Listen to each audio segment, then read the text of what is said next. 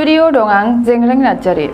बर'नि मुंदांखा फेस्ला फावगिरि फैला बरगयारिया निखावरिक नखरनो रां अनसुंथाइ होदों। फेस्ला फाव दिन्थिनायजों लोगोसे फैला बरगयारिया थारैनो समाज सिबिनाय बिथिङावबो उन जानानै थायाखै। समाज फोसाबनायनि बिथिङावबो बिथाङा गोबां बिहोमा होबोनायखौ जों नुबोदों। मख'नो गोनांदि थांनाय समाव आसाम पुलिसनि आखायाव नंखायै गावथारजानाय जोंसार मोसाहारिनि फिसाजोनि फरायहोनाय बिबानखौबो रुजुननानै लादोंमोन।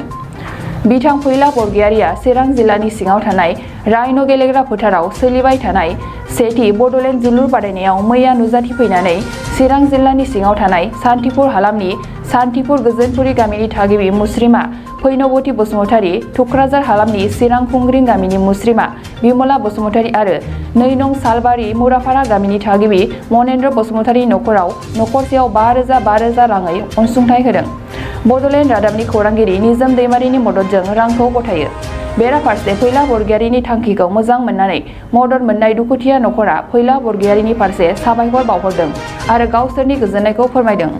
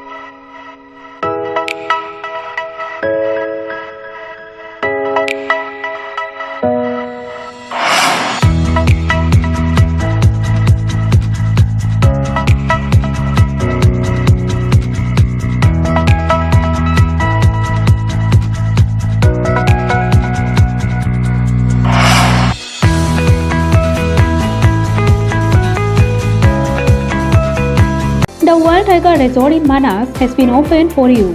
You can get many facilities in this resort like luxury accommodation, individual cottage, multi-cuisine restaurant, gypsy safari, elephant safari, river rafting, picnic facility, etc.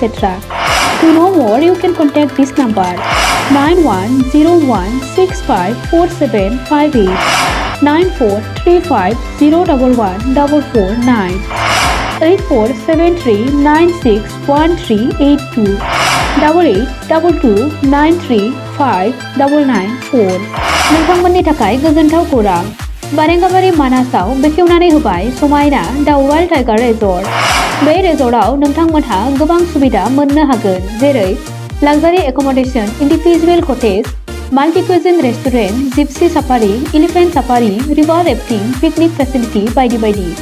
गोबां मोनथिनो थाखाय कन्टेक्ट खालामनो हागोन नैबे नम्बराव 9101654758 9435011449 8473961382 8822935994।